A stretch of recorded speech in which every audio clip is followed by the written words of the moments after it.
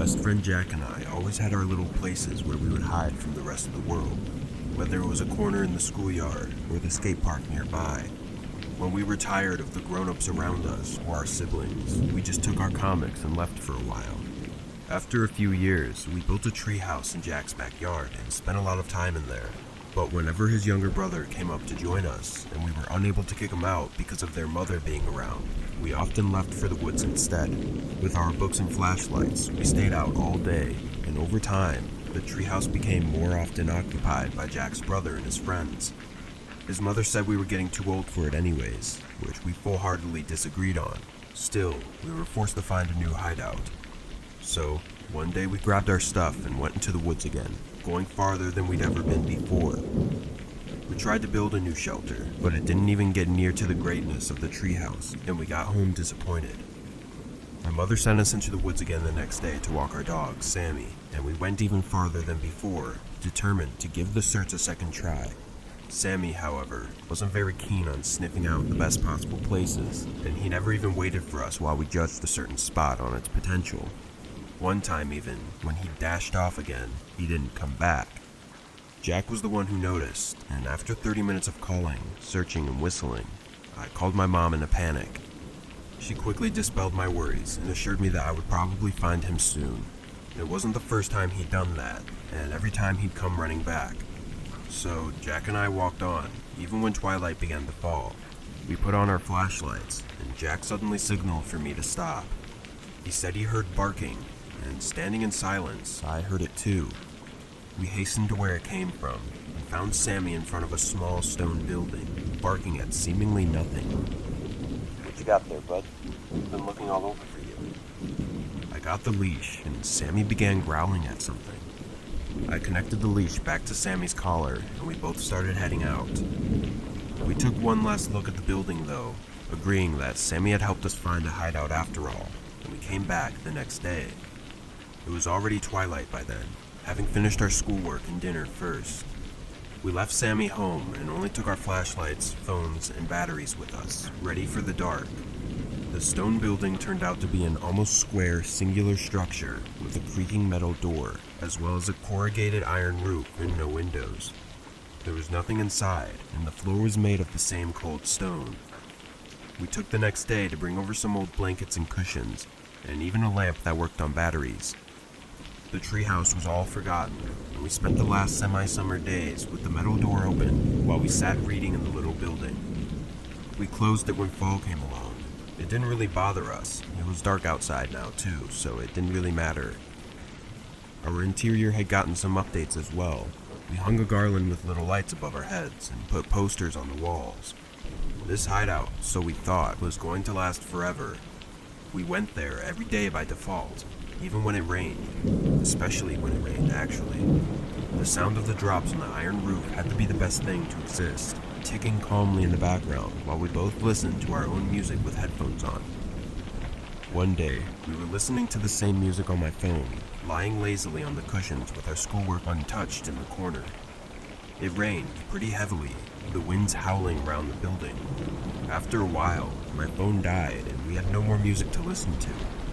Jack hummed a little instead, prepared to do anything to avoid his homework. He flinched when the door creaked suddenly and his humming stopped. We stared at the entrance before looking at each other. I shrugged it off, and as I reached for my notebook, footsteps were heard around the back of the building. I remember both of us being pretty shaken. I was just hoping it was someone harmlessly exploring the woods or something, but it was pouring outside and we were fairly deep in the forest. "Jack, I think we should leave." But before he could answer, we heard running footsteps going around the building, followed by the door slamming open. Wind and rain violently blew into the room. Jack screamed, and I was just as shaken as he was. Both unable to move, we watched into the darkness of the woods until we realized that no one was there, at least not anymore. Eventually, I found the strength to stand up and close the door. We agreed to leave soon after, and when we came home soaking wet, we decided not to visit the hideout during the dark again, because we didn't know who had opened the door, and we didn't want to stay another night to find out. As a matter of fact, we still don't.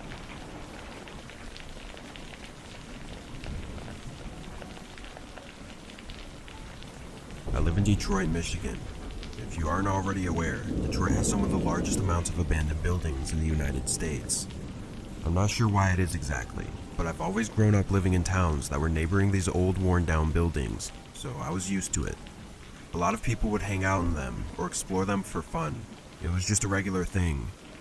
When I was in middle school, I had a best friend who I'll call Philip. During our middle school years, both of us began to find interest in these abandoned buildings, thinking about what had happened before they were abandoned and what could still be inside of them. Obviously, we knew it was somewhat dangerous to go exploring them, but having just become teenagers, we felt like badasses for some reason, and so we kind of forced ourselves not to be scared of them. We knew gangs would sometimes hang out in the abandoned neighborhoods with all the buildings next to each other, so we did at least avoid those places. But there were a lot of other buildings nearby that were mostly isolated in the forested areas, so we began exploring those over the next few months.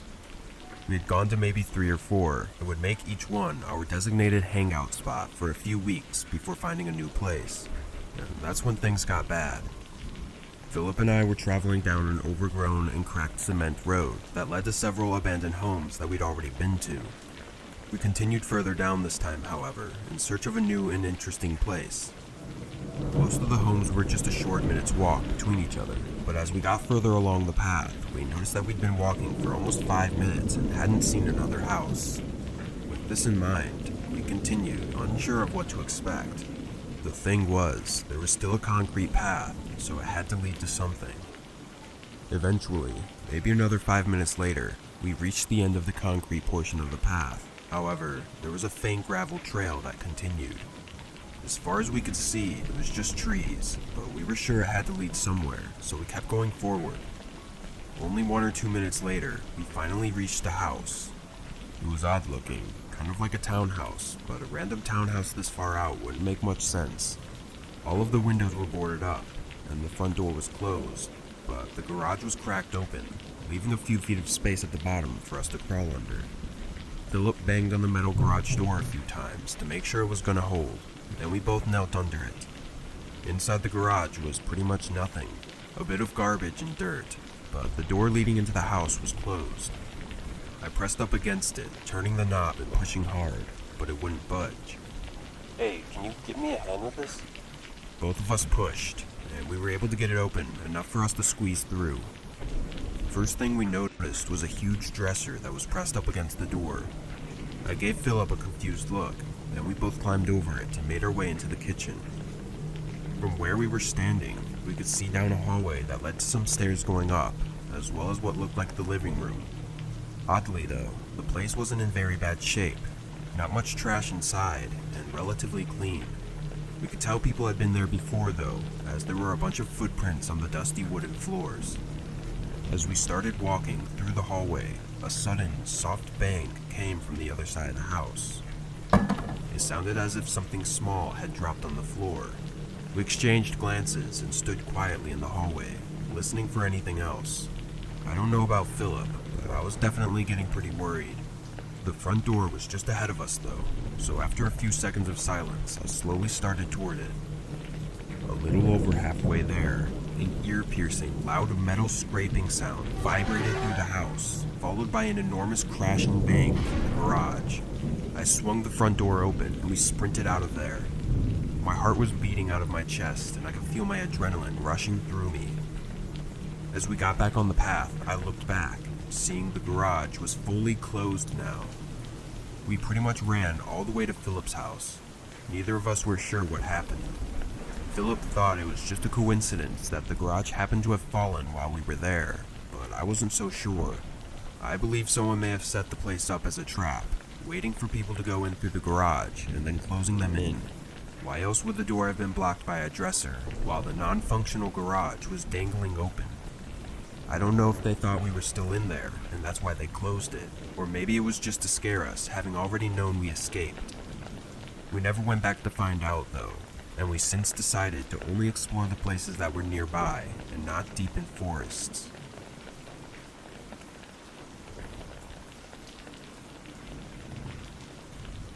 Back then, I was in my early 20s and had a relatively small group of friends. It was mainly just me, Andrew, and David. Most of the time we spent together was just walking around in the nearby forest and talking, or going off and exploring random things. But one night Andrew came over to my place and told me about this creepy abandoned building one of his friends had told him about.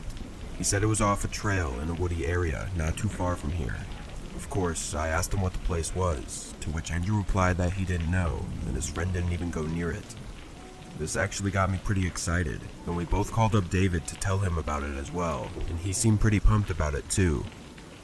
It was already 5 o'clock, but the sun didn't set until 7, and the darkness would only make it more exciting anyways. So Andrew and I packed up some basic stuff, like flashlights and some snacks. Then we headed over to David's apartment and picked him up. I parked the car next to a local grocery store that was just a couple minutes walk from the edge of the woods. Supposedly, there was a half-mile trail that led to a small lookout, but if you continue past the end of the path for a few minutes, you'll find the abandoned building.